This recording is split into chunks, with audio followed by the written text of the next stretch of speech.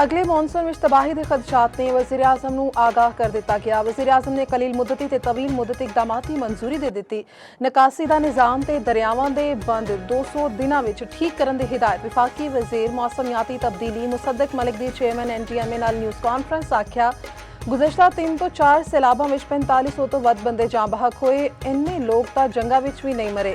Chairman NTMA ने खबरदार किया आने वाले मॉनसून की शिद्दत 20 तो 25% वध सकती है।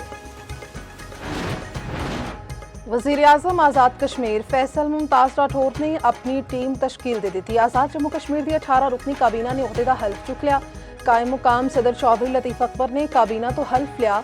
2 मुशेर फाहद याकूब ते असद सगीर भी अज हलफ चुकनगे। चौधरी अखलाक फहीम अख्तर रबानी ते अली शान सोनी भी काबीना का हिस्सा होंगे।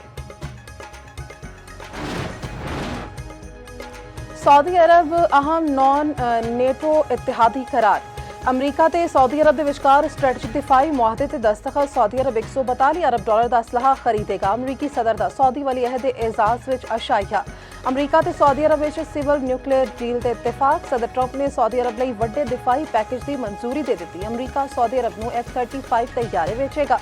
सऊदी अरब अमरीका तो तकरीबन 300 टैंक भी खरीदेगा। सऊदी अरब इब्राहिम अकार्ड का हिस्सा बनने का ख्वाहिशमंद।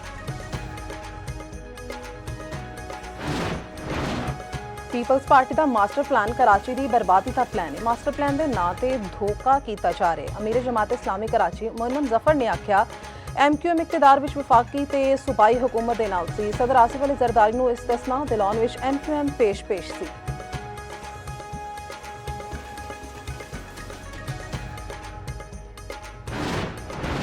वज़ीर आला खैबर पख्तूनख्वा सुहेल अफरीदी ने आख्या कि मुल्क में जमहूरियत आइन ते कानून का जनाजा निकल चुका है। बानी PTI की अहलिया ते बेबुनियाद इल्जामात लाए गए।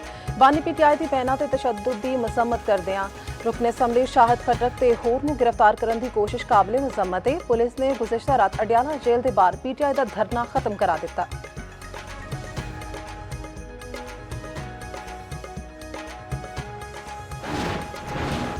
इदारियां विच बदनवानी हुंदी है। निज़ाम विच लड़ाई हराम खान दी है। जस्टिस मोहसिन अख्तर कयानी ते रिमार्क। इस्लामाबाद हाई कोर्ट विच जमीन के मुआवजे की अदायगी तो मुतालिक केस की समात।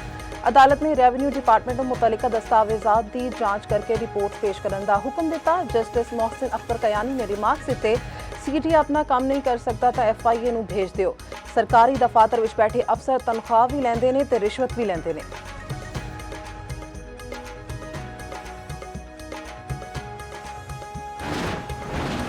गुज़श्ता साल की निस्बत रवां साल नवंबर विच लाहौर के फिजाई मयार विच 30% बेहतरी आई है। सीनियर वज़ीर पंजाब मरीम औरंगज़ेब ने आख्या पंजाब हुकूमत की लाहौर की फिजा नूं आलूदगी तो पाक करन दीआं कोशिशां रंग लिया रही ने। आलूदगी के खात्मे लई सारियां टीमां ते इदारियां दीआं काविशां लायके तहसीन ने।